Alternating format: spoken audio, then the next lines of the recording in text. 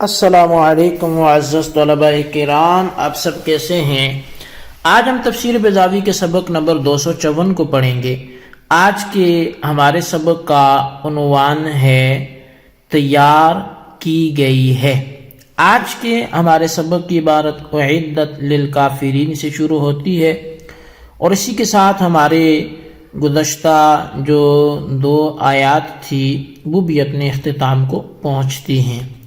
آج کے سبق میں ہم اولاً تو جو گفتگو کریں گے اعدت کے معنی پر کریں گے، پھر اس کی دوسری قراءت پر گفتگو ہوگی،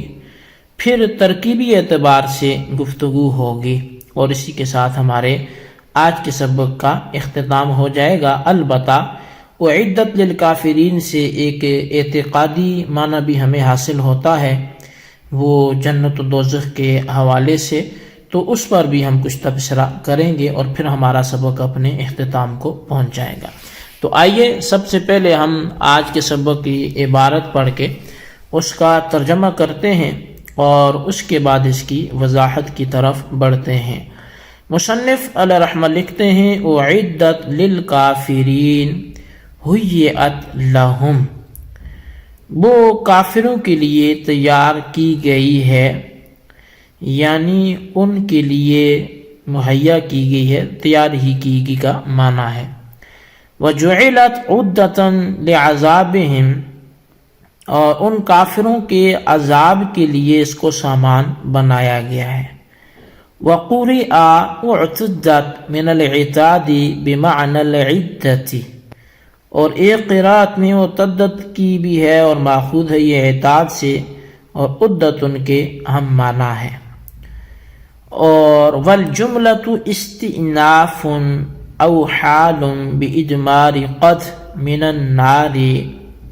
اور یہ جملہ استئناف ہے یا بتقدیر قد نار سے یہ حال واقع ہو رہا ہے۔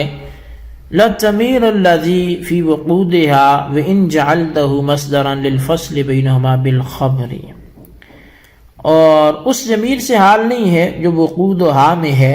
خواہ وقودہا کو آپ مصدر قرار دیں کیونکہ ضمیر اور جملے کے درمیان خبر کا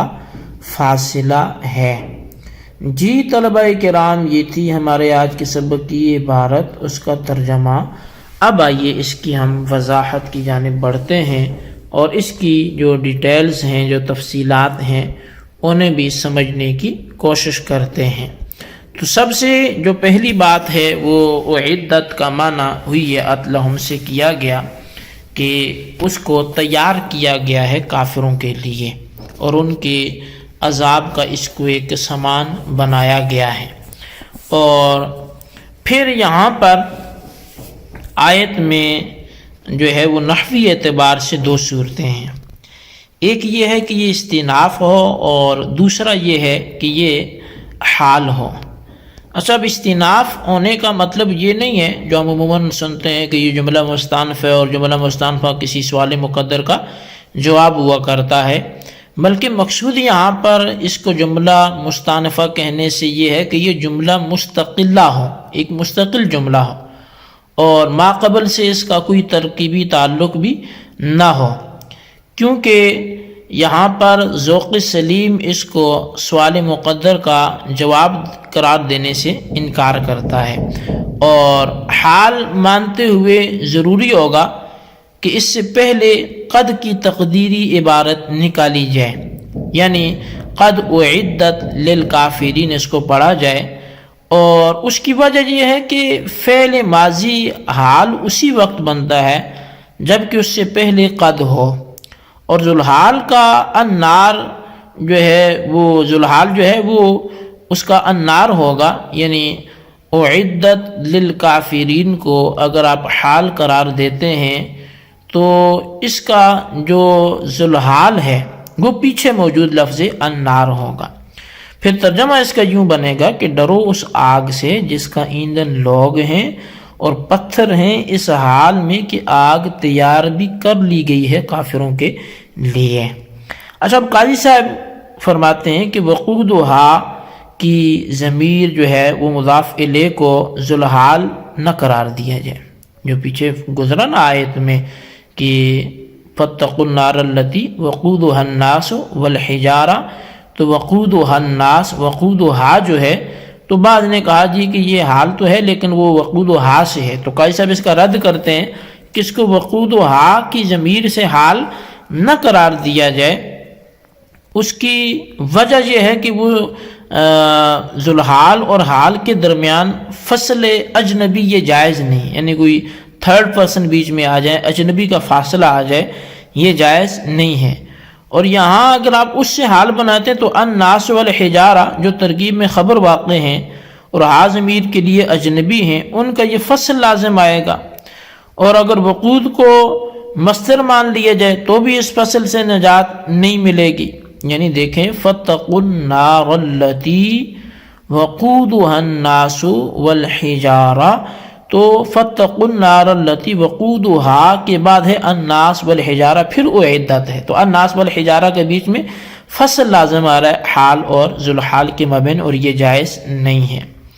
اچھا، اب یہاں پر پھر ایک شبہ ہوا کہ حضرت بڑی آپ نے بات کی فصل لازم آ رہا ہے، تو اس سے زیادہ فصل تو اس میں لازم آ رہا ہے کہ جب آپ النار کو ذوالحال بنائیں گے،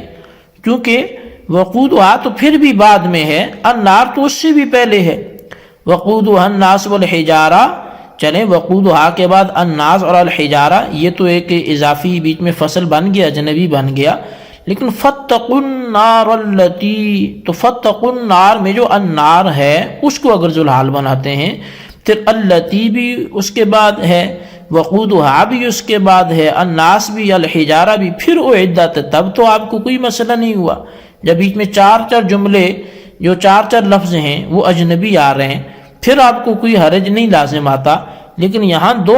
آگے تو آپ کو اس سے تکلیف ہونے لگی، تو اس کی وجہ کیا ہے؟ تو اس کا جواب یہ ہے کہ اصل میں جو فصل معنی ہوتا ہے نا، جس فصل کا آنا اجنبی کہلاتا ہے یا جو درست نہیں ہے، وہ اجنبی فصل ہے، اور النار کے لیے وقودها الناس والحجارہ یہ اجنبی نہیں ہے بلکہ اس کا اپنا ہے، کیونکہ صلہ ہے اور صلہ موصول کا جز ہوتا ہے، تو اب اجنبی کا فصل ہی لازم نہیں آئے گا۔ اور جو صورت میں ہم پہلی صورت میں کہہ رہے تھے کہ اگر آپ وقودها کے بعد اس کی ہا ضمیر سے ذوالحال بنائیں تو الناس والحجارہ، یہ وقودها یہ جو ہے اس کا وہ ہا ضمیر سے تو تعلق نہیں ہوگا نا، یہ تو خبر واقع ہو رہے ہیں، تو اس لیے جب النار سے آپ اس کو حال بنائیں گے تو النار ذوالحال ہے،